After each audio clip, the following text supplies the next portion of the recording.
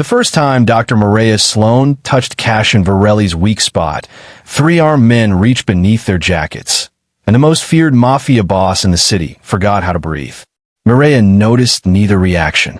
Her attention remained fixed on the old scar beneath Cassian's left ribs. She pressed two fingers gently against the skin again. Cassian's entire body tightened. His hand shot forward and closed around her wrist. The room became completely silent. Mireya slowly raised her eyes.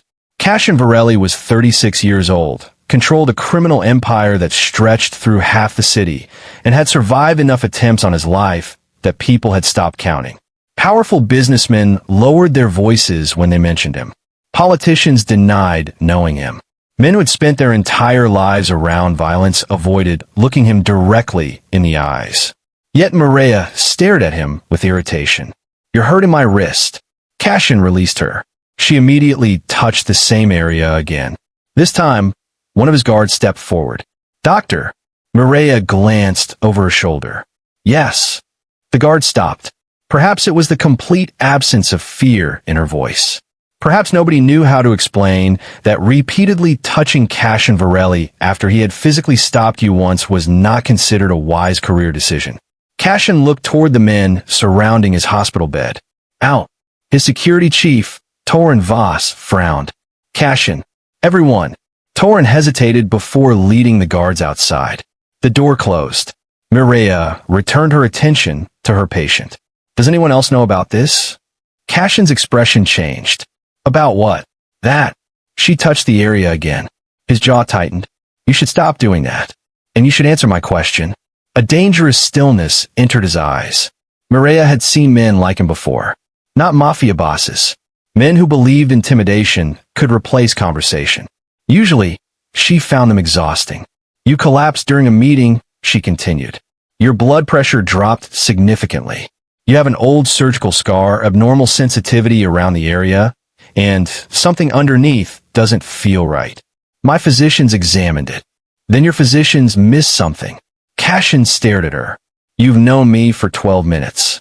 I've known your body for 12 minutes. That's different." For the first time, something flickered across Cassian's face. Almost amusement. Almost. Mireya stepped away. "I want new imaging." "No." "Fine."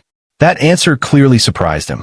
She removed her gloves and tossed them into the medical waste bin. "You're free to refuse treatment. I'll document that you declined further investigation after collapsing from an unexplained medical episode." She picked up his chart. "If something happens after you leave, at least nobody can blame me." She reached the door. "Doctor." Mireya turned. Cassian studied her. "Do the scans." She nodded. "Good decision." Then she walked out. Torin entered immediately. Cassian remained silent. Torin had worked beside him for 14 years. He knew when Cassian was angry. He knew when Cassian was planning something. And he knew when something had genuinely surprised him. This was the third. "She touched it," Torin said quietly. Cassian looked toward the door Mireya had disappeared through. "Yes. Twice. 3 times." Torin almost smiled. Cassian noticed. "Something amusing?" "Not particularly." "Then fix your face." Torin became serious. Nobody outside Cassian's closest circle knew about the injury beneath his ribs. 11 years earlier, a bullet had nearly killed him. The emergency operation that saved his life had left extensive internal damage and a scar he deliberately kept hidden. Over time, Cassian learned exactly which movements aggravated it. He learned how to hide the occasional pain. More importantly, he learned never to let anyone see weakness. Weakness was information, and information could become ammunition. Yet within 12 minutes of meeting him, Dr. Mireya Sloane had found it with 2 fingers. Cassian didn't like that. What bothered him more was how interested it made him. The scans arrived 2 hours later. Mireya stood beside the radiologist reviewing them. Her expression grew increasingly serious. "What are you seeing?" Cassian asked from behind her. Mireya turned. "You shouldn't be standing." "I'm standing." "That wasn't permission." Torin coughed to disguise a laugh. Cassian ignored him. Mireya pointed toward the scan. "The surgery you had years ago left substantial scar tissue. Some of it developed close to a major vessel. There are signs of inflammation around the area." "Dangerous?" Potentially. Cassian's expression didn't change. Mireya continued. It could explain some of your symptoms, but I don't think it explains everything. I want blood tests, further imaging, and at least 48 hours of observation. I have meetings. Cancel them. Torin suddenly became very interested in the floor. Cassian stepped closer. People don't tell me to cancel meetings. I'm not people right now. I'm your doctor. You're unusually comfortable giving orders. And you're unusually difficult for someone wearing a hospital bracelet. Cassian looked down at the plastic band around his wrist. Mireya smiled. Very intimidating. Torin turned away completely. Cassian caught him. Leave. Gladly. When they were alone, Cassian looked at Mireya. You're not afraid of me. Should I be? Yes. The answer came without hesitation. Mireya studied him. For the first time, she saw something different. Not a threat. A warning. Cassian wasn't boasting about his reputation. He was telling her that getting too close to him could be dangerous. Mireya closed the medical file. Then stay alive for 48 hours and I'll be afraid of you afterward. Cassian stared at her. Then something happened that almost nobody in his organization would have believed. He laughed. Quietly. Briefly. But genuinely. Mireya smiled. There. Your condition is improving already. If you're already wondering how a doctor who wasn't even supposed to treat Cassian Virelli is about to become the only person he'll trust near his greatest vulnerability, subscribe to the channel now. Because the accidental touch Mireya thought was simply a medical discovery was about to place her directly in the middle of a war that had been waiting 11 years to finish what it started. Cassian remained in the hospital. Reluctantly. He was an impossible patient. By the second day, Mireya had discovered 3 things. Cassian hated needles. He hated hospital food. And he hated admitting when he was in pain. How bad is it? Fine. That isn't a number. 2. Mireya looked at him. 7. Cassian remained silent. 8. 5. 7 then. You negotiate pain scores. With stubborn patience. She wrote something on his chart. Cassian watched her. You work too much. Mireya looked up. Excuse me? You've been here since before sunrise. How would you know? I notice things. You're supposed to be resting, not monitoring my schedule. He returned to reading. Mireya shook her head and left. That evening, she entered the doctor's lounge and stopped. Dinner from one of the most expensive restaurants in the city sat on the table. Her name was written on the bag. She immediately knew. Mireya returned to Cassian's room. You bought me dinner. Cassian didn't look away from his laptop. You haven't eaten. You don't know that. You had coffee at 6:40 this morning. Half a sandwich shortly after noon. Nothing since. Mireya stared. That is creepy. Observant. Creepy. You're welcome. I didn't say thank you. You'll eat it. I might throw it away. Cassian finally looked at her. You won't. 20 minutes later, Mireya was eating it. The next morning, her preferred coffee appeared beside her workstation. She hadn't told anyone how she liked it. She carried the cup into Cassian's room. How? Cassian looked innocent. It didn't suit him. How what? This. Coffee. Exactly the way I drink it. You ordered it 3 times yesterday. Mireya narrowed her eyes. You remembered? Cassian returned to his newspaper. Apparently. Something strange moved through her chest. She ignored it. The following afternoon, Mireya complained that the ancient chair at the nurse's station was destroying her back. The next morning, it was gone. In its place sat an expensive ergonomic chair. Mireya marched toward Cassian's room. Torin saw her coming and immediately stepped aside. Smart man, she said. I have survival instincts. She entered. Did you replace hospital furniture? Cassian looked up. The chair was terrible. You sat in it for 5 minutes. 4. You cannot replace everything you dislike. I can. That's not how normal people behave. Nobody has ever accused me of being normal. Mireya tried not to smile. She failed. Cassian noticed. And for reasons he didn't understand, seeing that smile felt better than winning negotiations worth millions. He was discharged the following morning. Mireya expected the strange chapter of her life to end. It didn't. 2 weeks later, Cassian returned for follow-up tests. He arrived with Torin and enough security to make the hospital lobby look like a government summit. His results were improving. Mireya adjusted his treatment plan. Anything unusual since discharge? No. Pain? No. Dizziness? No. Fatigue? No. Are you ever going to answer honestly? No. Mireya laughed. Cassian smiled. Torin noticed. He noticed everything, especially what happened 3 days later.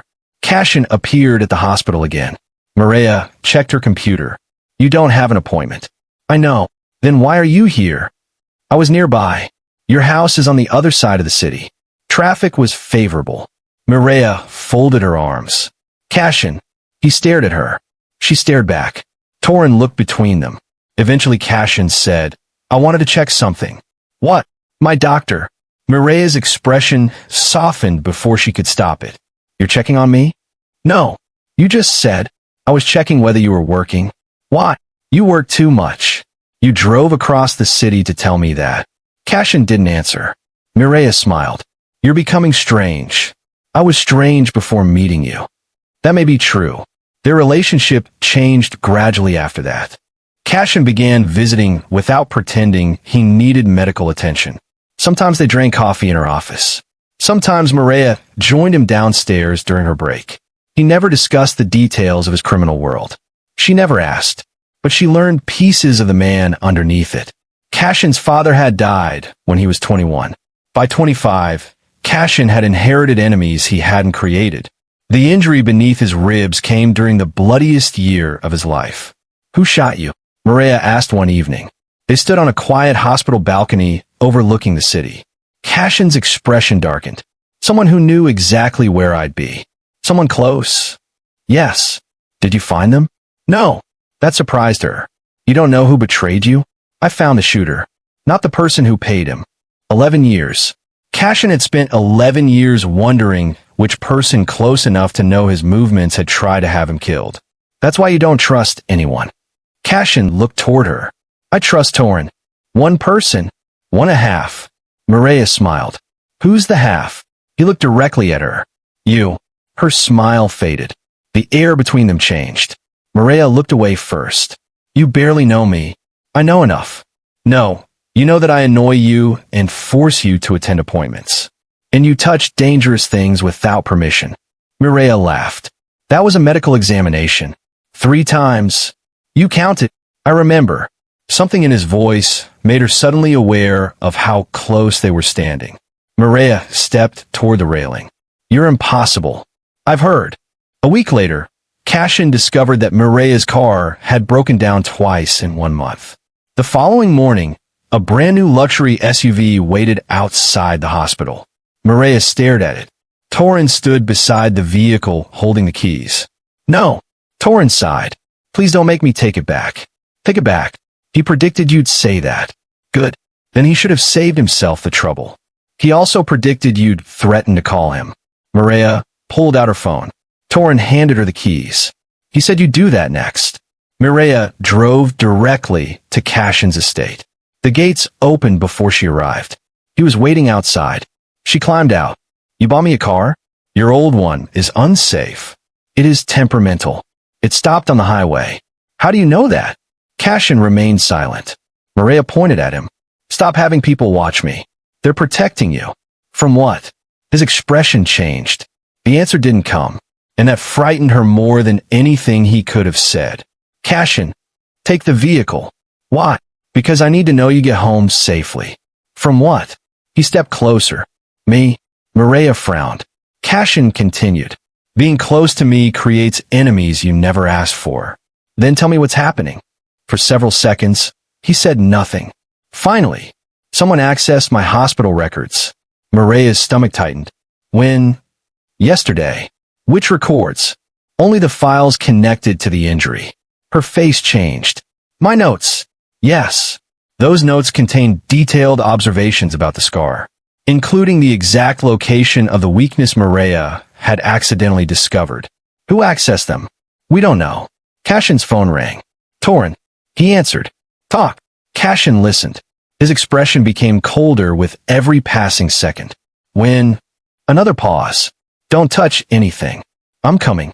He ended the call. What happened? Mireya asked. Cassian looked at her.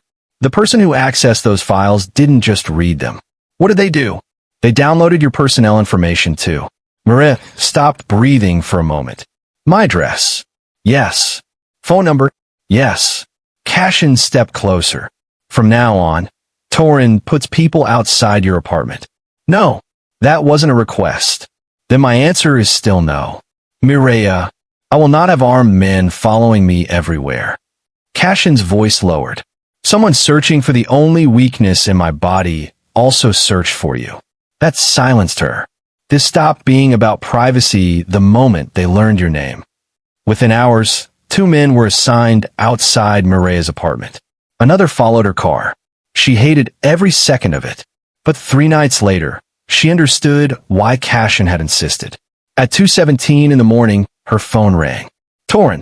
Mireya answered immediately. Hello. His breathing was heavy. Doctor, I need you. She sat upright.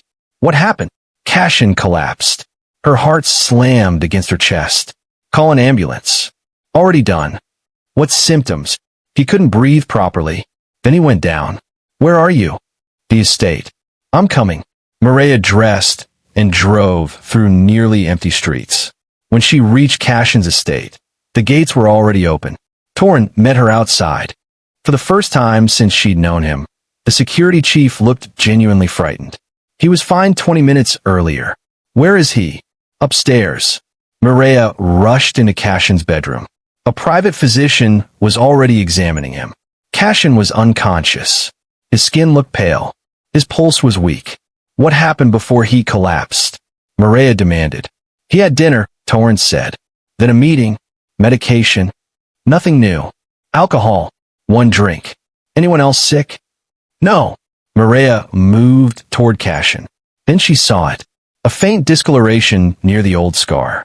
She pressed her fingers against the weak area she had discovered months earlier. Cassian reacted despite being barely conscious. Her blood ran cold. Something was very wrong. We need him at the hospital now. The private physician nodded. I've already arranged transport. Mireya looked at Torin. Who was with him tonight? Torin's face hardened. 7 people. Find out everything he ate, drank, or took. They moved Cassian immediately. Inside the ambulance, his blood pressure continued falling. Mireya stayed beside him. Halfway to the hospital, Cassian's eyes opened. Barely. They found hers. Mireya, don't talk. You came. Of course I came. A weak hint of his familiar expression appeared. You sound angry. I am angry. Good. Why is that good? Means I'm probably alive. Stay that way. His eyes closed again.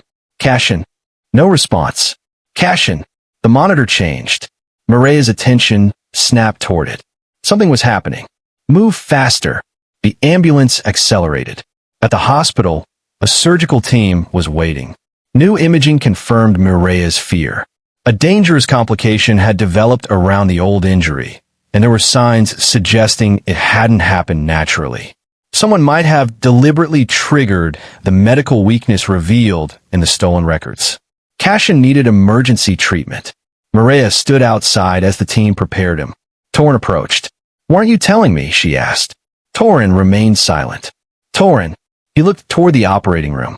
11 years ago, after Cassian was shot, only 4 people knew the full details of that injury. And 1 died. Mireya waited. I'm another. Who are the remaining 2? Torin looked at her. Cassian's uncle. And the surgeon who saved him. Mireya felt cold. Where's the surgeon? Nobody knows. How long has he been missing? Torin's answer changed everything. Since the week after Cassian was shot. Before Mireya could respond, her phone vibrated. Unknown number. She opened the message. There were only 9 words. You should have let Cassian Virelli die the first time. Mireya stared at the screen. Then another message arrived. This one contained a photograph. Her blood turned cold. It was a picture of her entering Cassian's ambulance less than an hour earlier. Someone had been watching them, and whoever had nearly killed Cassian knew she had discovered their plan. The operating room doors opened. A nurse hurried toward Mireya. Dr. Sloane, we need you. Mireya looked at Torin, then back toward the doors. Because for the first time, she understood the truth. Cassian's weak spot wasn't simply the place beneath his ribs. Someone had spent 11 years waiting for another chance to finish him. And now that Mireya had saved his life once, they had decided she would have to disappear before she could save him again. Mireya slipped the phone into her pocket and followed the nurse through the operating room doors. Cassian was deteriorating. Fast. His blood pressure had fallen again, and the complication near the old injury had worsened beyond what the initial scan suggested. The surgeon looked toward Mireya. "You were the one who noticed the abnormal response around the scar?" "Yes. We need everything you remember." Mireya moved closer to the scans. She forced herself to forget the threatening message. Forget the photograph. Forget the fact that someone might currently be standing somewhere inside the hospital watching her. Cassian needed her attention. Nothing else mattered. "The sensitive area was here," she said, pointing, "just below the old surgical site." It wasn't typical scar sensitivity. His response was deeper. The surgeon studied the image.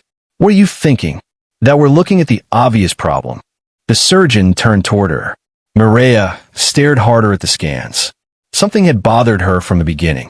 Cassian had lived with the injury for 11 years. Why would everything suddenly become catastrophic now?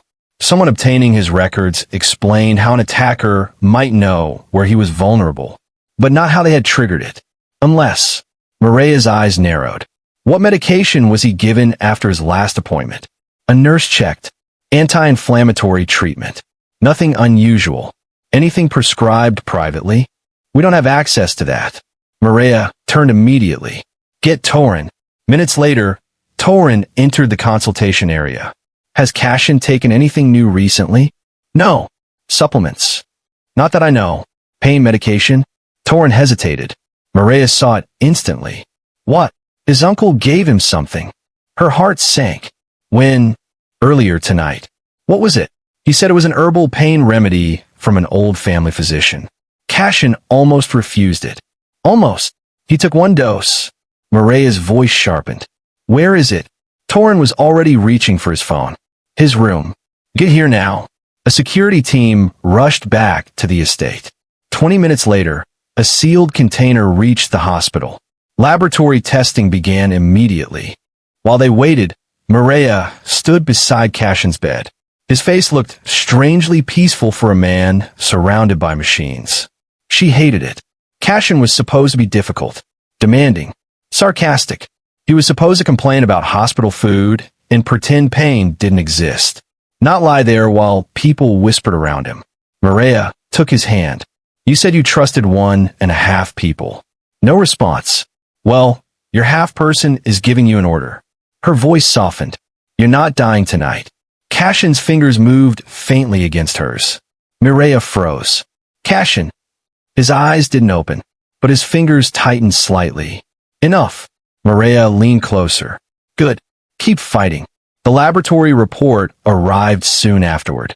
The substance Cassian had taken contained an ingredient capable of causing a dangerous physiological reaction, especially in someone with a specific medical history. Mireya stared at the report. Someone had known exactly what they were doing. Not guessing, not experimenting. They understood Cassian's injury. They understood his treatment. And they had waited until the stolen medical records confirmed where his body remained vulnerable. Torin read the report once. Then again. His face became unreadable. His uncle gave him this. Mireya nodded. "Where is he?" Torin was already leaving. Mireya caught his arm. "Don't." He looked down at her hand. "You're asking the wrong man to remain calm. If Cassian wakes up and discovers you started a war inside his family before knowing everything, what do you think he's going to say?" Torin's jaw tightened. "You think his uncle is innocent?" "I think someone wanted us to reach that conclusion immediately. That stopped him."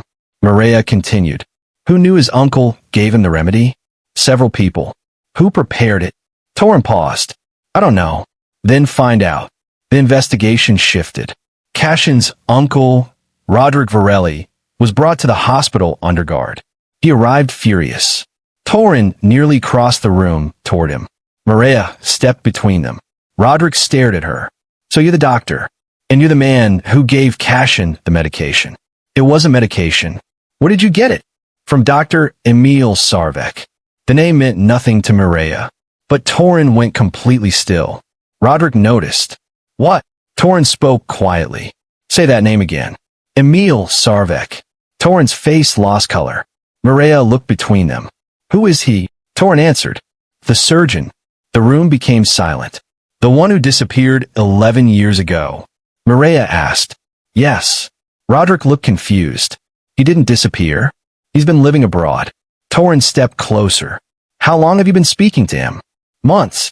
And you said nothing? He contacted me privately. Said he regretted leaving after the shooting. Said he wanted to make peace with Cassian. Torrance's expression hardened. By giving him something that nearly killed him? Roderick looked genuinely shaken. He told me it would help with the old pain. Mireya watched him carefully. She had spent years speaking to frightened families. She knew panic. Roderick wasn't acting like a man whose assassination plan had failed. He looked like someone realizing he had been used. Where is Sarvek now? She asked. Roderick shook his head. I don't know. His phone rang. Everyone looked at it. Unknown number. Roderick answered on speaker. Silence. Then a man's voice. You never were very good at following instructions, Roderick. Torrance's hand moved toward his weapon. Roderick stared at the phone. Emil. The voice laughed softly. Mireya felt cold. You've caused enough trouble, Roderick said. No. I simply finished something that should have ended 11 years ago. Torrance stepped toward the phone. You were paid to betray him. A pause. Then, I was paid to make sure Cassian never left that operating table. Mireya's stomach turned. Who paid you? Torrance demanded. You still don't understand. The line went dead. Torrance immediately ordered his people to trace it. Nothing. Mireya returned to Cassian. The emergency procedure had stabilized him, but he remained unconscious. Hours passed. Near sunrise, his eyes finally opened. Mireya was asleep in a chair beside his bed. Cassian looked at her for several seconds.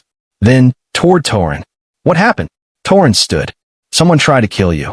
Cassian's voice was weak. That narrows it down. Even Torrance smiled. The sound woke Mireya.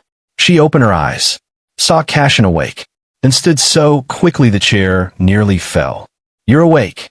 So it appears. She touched his forehead, checked his monitors, and examined him with the intense concentration of someone pretending she hadn't been terrified. Cassian watched her. You stayed. Mireya looked at him. You nearly died.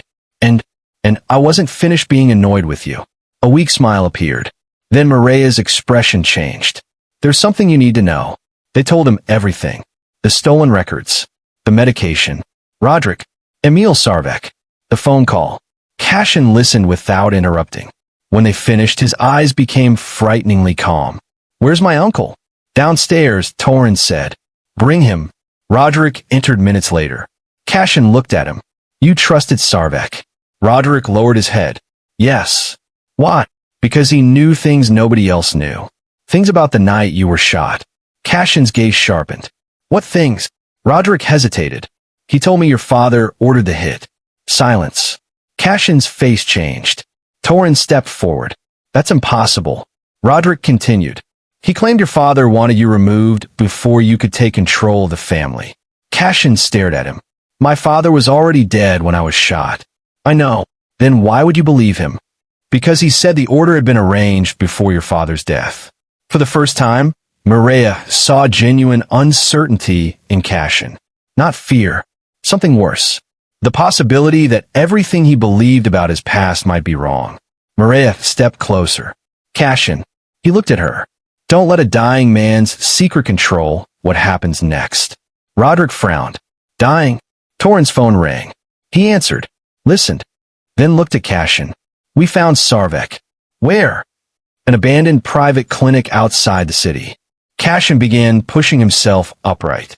Mireya immediately pressed him back. No. I'm going. You can barely sit. He has answers. He also nearly killed you. That's why I'm going. Mireya leaned closer. Cassian Virelli, if you try to leave this bed right now, I will sedate you myself. Torrance looked away. Roderick actually smiled. Cassian stared at Mireya. You wouldn't. Test me. For several seconds they remained locked in silence. Then Cassian slowly lowered himself. Torrance goes. Good. Torrance left with a security team. Mireya remained with Cassian. Several hours later, Torin called. Sarvek was alive, but barely. He had tried to escape through an old service tunnel and been injured during the attempt. Before being taken into custody, he confessed enough to expose the truth. Cassian's father had never ordered the shooting. The mastermind had been Cassian's former advisor, Severin Kale, a man who had served beside Cassian's father for decades. A man Cassian had trusted after his father's death. Severin had feared losing control of the organization once Cassian became powerful enough to lead independently. So he arranged the shooting. When Cassian survived, Severin bribed Sarvek to ensure complications during surgery. Sarvek failed, then disappeared. Severin died years later without ever being exposed. But before dying, he left Sarvek money and instructions. If Cassian ever discovered the truth, finish what had begun. Sarvek waited 11 years. Then Mireya accidentally discovered the hidden weakness. The medical files gave him everything he needed. He manipulated Roderick, prepared the dangerous remedy, and almost succeeded. Almost. Cassian listened to Torin's report from his hospital bed. When the call ended, he sat silently. Mireya watched him. Say something. My father didn't betray me. No. Cassian looked down. For 11 years, he had doubted everyone, even the dead. Mireya sat beside him. You survived. Because of you. Because you're stubborn. No. Cassian turned toward her. You found something every doctor before you ignored. That's my job. You came to my house in the middle of the night. Also my job. You figured out what they gave me. Still my job. You stood between Torin and my uncle. Mireya smiled faintly. That was probably stupidity. Cassian's voice softened. You saved my life. Mireya didn't answer. He took her hand. And I don't know how to repay something like that. You don't. Cassian frowned. You don't repay people for caring about them. Something changed between them. Quietly. Permanently. Mireya looked down at their hands. Cassian noticed. He released hers. Not because he wanted to. Because he respected the hesitation in her face. Mireya looked back at him. Recover first. Yes, doctor. And stop pretending pain doesn't exist. Yes, doctor. And no more secret remedies from disappearing surgeons. Cassian almost smiled. Very specific rule. You require specific rules. 3 weeks later, Cassian returned home. Mireya assumed life might finally become normal. It became worse. Or better, depending on whom you asked. Cassian decided that saving his life apparently entitled him to spoil her relentlessly. Her old car disappeared from the repair shop. It returned completely restored. When she protested, Cassian said he hadn't bought her another one. Technically true. He had simply rebuilt hers. Her favorite coffee began arriving every morning. Then lunch. Then dinner on nights she worked late. When Mireya mentioned that the hospital's pediatric ward needed new equipment, an anonymous donation covered almost the entire upgrade. She knew immediately. She confronted him. You donated to the hospital. Many people donate to hospitals. You donated exactly the amount needed. Coincidence. You are terrible at pretending to be innocent. I've never practiced. She stared at him, then smiled. Thank you. Cassian looked almost uncomfortable. That was when Mireya realized something surprising. Cassian understood power. He understood money. He understood fear. Gratitude confused him. If you've made it this far and you're enjoying watching Mireya slowly become the only person who can order the city's most feared man around without consequences, subscribe now, because Cassian hadn't finished surprising her yet. A month later, Mireya finished a brutal overnight shift. She stepped outside and found Cassian waiting beside a repaired car. No convoy, no unnecessary display. Just Cassian. What are you doing here? Taking you somewhere. I've been awake for 20 hours. I know. That means I'm dangerous. I've survived worse. She laughed. Where? You'll see. 20 minutes later, they arrived at a small building overlooking the river. Mireya stepped inside. It was a clinic. New equipment. Clean rooms. Modern facilities. But unfinished. She turned slowly. What is this? Cassian handed her a folder. She opened it. Her name was printed across the first page. The Sloane Community Medical Foundation. Mireya looked up. No. Cassian blinked. That wasn't the expected response. You build me a clinic? A foundation. You built me a foundation? You once told me your father might have survived if someone had noticed his illness earlier. Mireya stopped breathing. Cassian continued. You said there are thousands of families who delay treatment because they can't afford it. She stared at him. This clinic will treat them. Her eyes filled. Cassian immediately looked concerned. Why are you crying? Mireya laughed through the tears. You're unbelievable. I can cancel it. No. He almost smiled. Then perhaps stopped looking upset. She stepped toward him. You remembered that conversation? I remember everything you say. For once, Mireya had no clever answer. Cassian looked at her. You saved my life because you paid attention to something everyone else overlooked. He glanced around the clinic. Maybe this place can do the same for someone else. Mireya reached for his hand. This time, there was no hesitation. Months passed. The foundation opened. Cassian funded it. Mireya ran its medical program alongside her hospital work. And slowly, the terrifying man everyone believed had no soft spot developed one obvious weakness. Her. His guards learned it first. If Mireya called, meetings paused. If Mireya hadn't eaten, food appeared. If Mireya complained about something broken, Cassian quietly fixed it. She eventually established rules. No buying buildings because I mentioned them. Define building. Cassian. No replacing my car. Understood. No terrifying hospital administrators. They're easily frightened. And absolutely no buying me jewelry worth more than my annual salary. Cassian looked offended. That happened once. Once was enough. Torin, standing nearby, muttered, Doctor, you may be the only person alive who has successfully placed a spending limit on Cassian Virelli. Cassian looked at him. Leave. Torin grinned and walked away. But Mireya knew the gifts weren't what mattered. The important changes were quieter. Cassian began attending his medical appointments without arguing. Mostly, he slept more, worked less, stopped pretending every vulnerability made him weak. And one evening, standing inside the foundation clinic after the last patient had left, he finally told Mireya the truth. I spent years believing caring about anyone gave enemies something to use against me. Mireya looked at him.